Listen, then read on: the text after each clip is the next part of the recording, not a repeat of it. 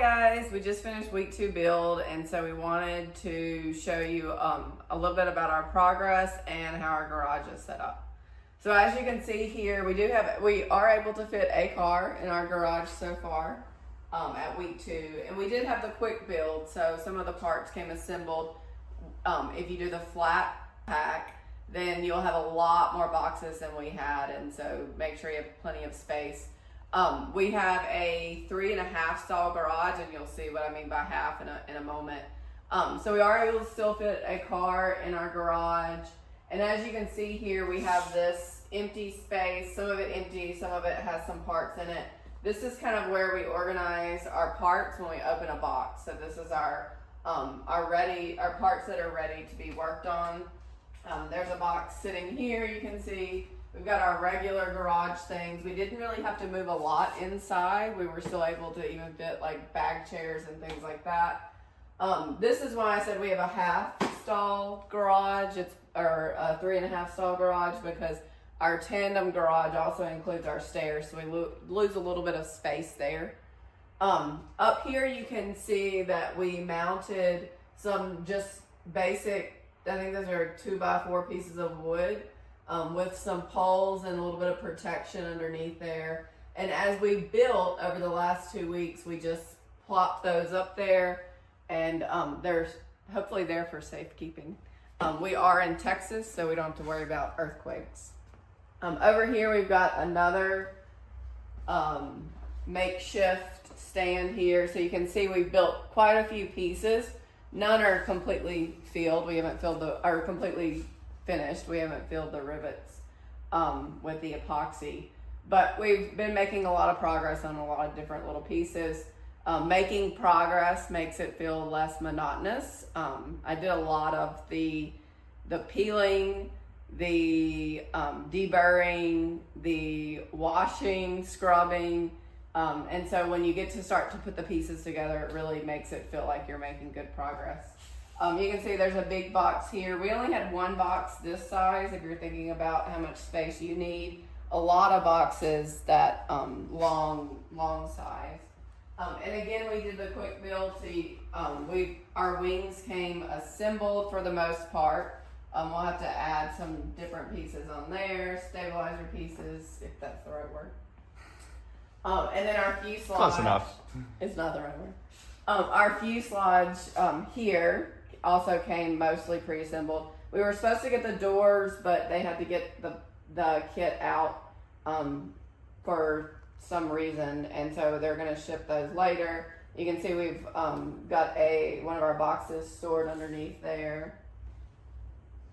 And this is a little bit about our workspace. We found out the kit was on its way. Jeff built these two. They're two completely separate, split in the middle, just wood tables. And we thought that would be enough. And then as you can see behind Jeff, we have had to make something with, what are these things called? Sawhorses. So yeah, we had to make another table with sawhorses, and this is the lid of one of the boxes. So you can actually use a lot of the wood and the lids for different purposes. So that's week 2 for us. As you can see, it's a lot of small part prepping and putting together. It feels a little bit like Legos. The manual is pretty helpful. The pieces are colored in the manual, but they're not in real life. So that's not like Legos. But it was pretty simple, and I don't think we've been stumped too many times. There are a couple of inconsistencies, and I think Jeff's going to make a video for those of you that want to get ahead of that, maybe not dimple where you shouldn't. So that's our progress, and we'll check back in when we make some more.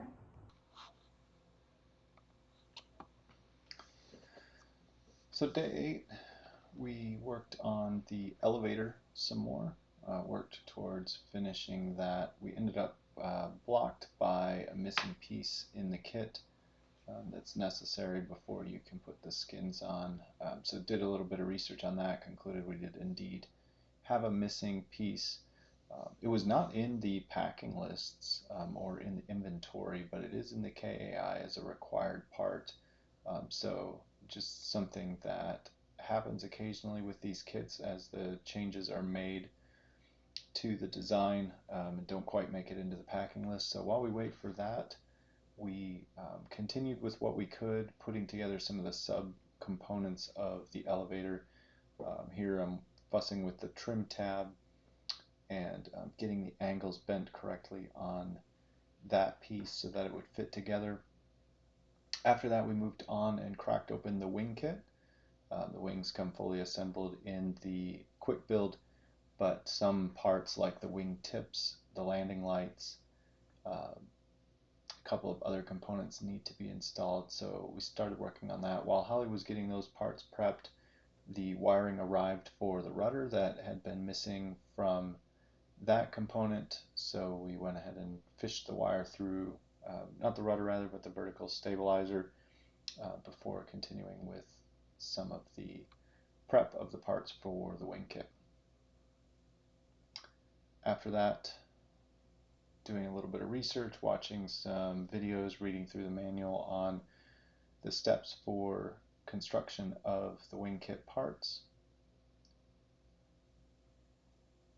And one of the less glamorous activities is tearing down each of the pallets to make room in the garage as the build progresses. The next day, we continued with some of the part prep for the wing components. One piece of the wing kit that we do need to assemble is the ailerons and flaps, so Holly is prepping all of the pieces there, peeling them, deburring them, getting them washed and cleaned for assembly.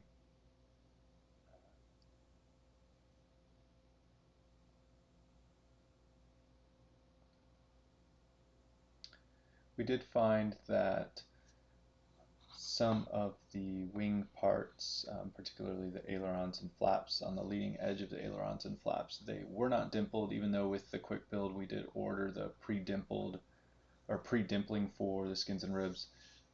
These particular parts weren't dimpled. Fortunately, one of the other builders in the San Antonio area was finished with his DRDT2 and was kind enough to let us borrow it for a few weeks so that we could continue on the build of the wing components. We started to assemble the sub-assemblies on day 10 for the ailerons and flaps, getting the ribs and the brackets and hinges that mount on those ribs prepped. It does go quicker if you do both sides at the same time, just mirroring the activity there. You'll notice here that if you're looking closely, there's a glass of wine on the bench there next to the computer, and we did decide to crack open a bottle from our favorite winery in Paso Robles, that's Halter Ranch. And normally we don't mix alcohol and aviation, but in this case it's a little bit of an exception. The winery at Halter Ranch in Paso Robles, very cool place. They actually have a working airstrip and some pilot lodges that you can spend the night at after your visit to the winery. This is a video of us in our Debonair from last year landing at the vineyard in Paso Robles for the night. Great winery. We really enjoy their wine, enjoy the people there at the winery, and spending time there if you get the chance. If you're out in California, definitely swing by there. You do have to be a member and have prior approval to land there, but they're very accommodating and very hospitable. We continued the following day with build of the ailerons and cleaning and prep for the flaps.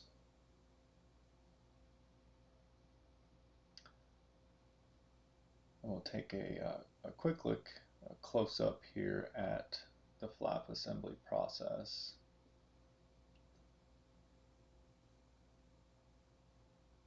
These are pretty straightforward parts. They go together really quickly. It's just important to make sure that they're straight. There's no bending or flexing in the trailing edge before riveting it together. manual does have you leave the front rivets on the leading edge of each of these control surfaces unriveted, so that once you are ready to do the final riveting, you can attach them to the wings and get the alignment perfect before putting those final rivets in. So we continued with the other aileron. Things go really fast when you have somebody to pull the clecos as you're riveting. Clecos, we're really not sure how that's pronounced, so we're going with clecos.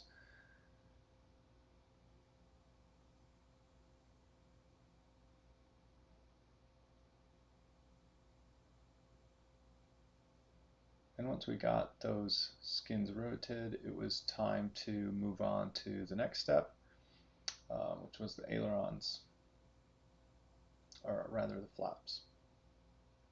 So we started again with dimpling those. There is an error in the build that we'll talk about, or in the build manual rather, that we'll talk about at the end of this video about where you should dimple both the flaps and the ailerons.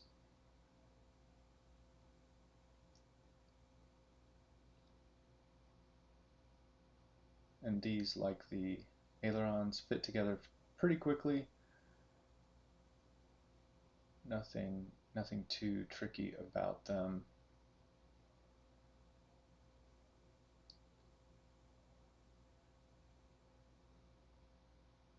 The parts prep process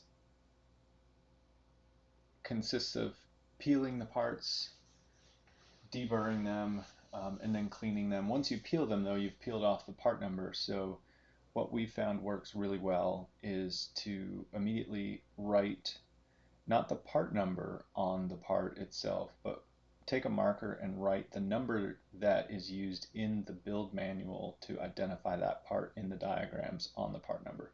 That makes the assembly go really quickly because you can compare those numbers directly and not have to flip back and forth to different sheets in the manual to correlate the part numbers to the numbers in the diagram.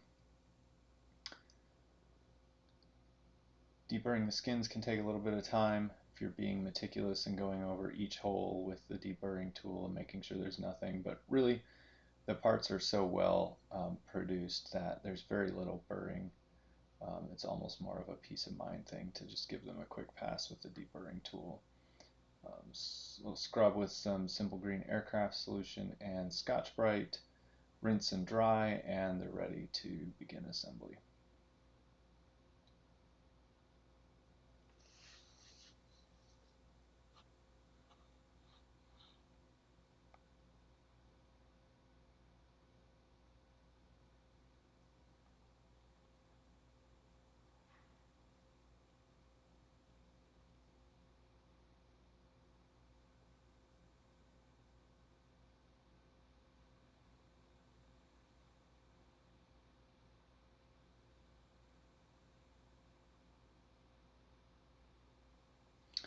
With these flaps, Holly had been spending quite a bit of time doing the prep work, which is a lot more monotonous and less interesting.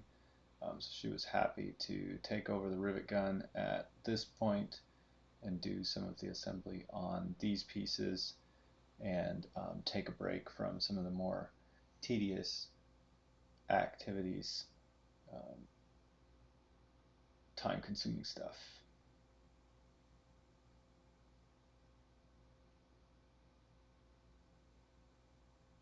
These parts fit together really well generally, but occasionally you run into a rivet hole that either just doesn't quite line up or has a tiny bit of misalignment that a quick pass with a reamer through the hole will clean it up, and the rivet will go in nicely.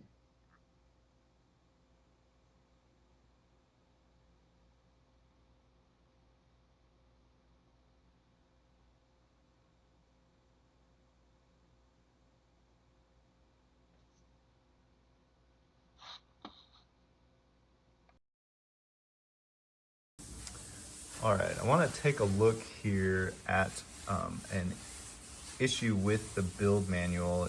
It happens for both the flaps and the ailerons, but looking at the flaps here specifically. So the initial page of the flap assembly, the parts don't appear to be dimpled for the wing ribs.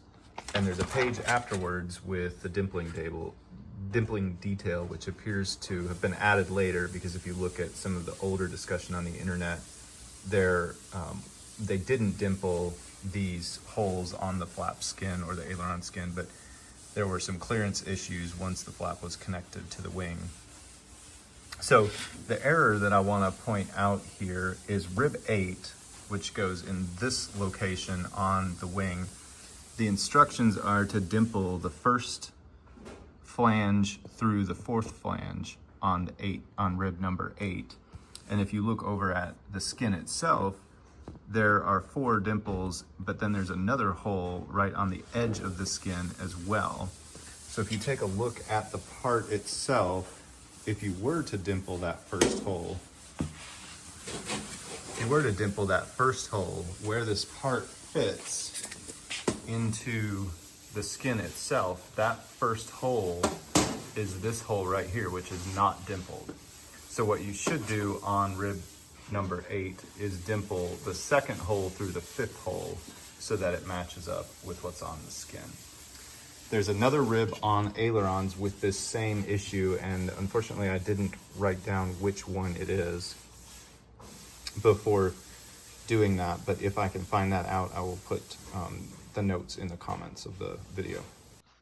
On day 14, we put some of the finishing touches on the flaps and a few of the other sub-assemblies that are needed for the wings, like prepping the landing light parts. After that, it was time to rearrange the garage to find some space for the next big phase of the project. And by big, I mean the big components, which start with the wings. And so we had to make some space to fit that wing. It takes a couple people to move and takes up both of the EA 1000 benches. So once we got that into position, it was time to start fitting the wingtip. And initially, I put it on. It went on so easily and fit so perfectly that I was suspicious. It can't be that easy. So spent some time looking through the manuals and collecting some more information to determine, yes, it indeed was that easy. It just fit so precisely and was so well machined. Didn't require any trimming or sanding, but fit directly in the way that it should. We don't have the lighting yet from Midwest Panel Builders, so the strobe lights and position lights haven't arrived. So we won't attach that permanently yet, but did position it with straps per the manual and get that cleccoed in and drilled out. After that, we did a little bit more prep for the landing lights, and that was the end of week 2.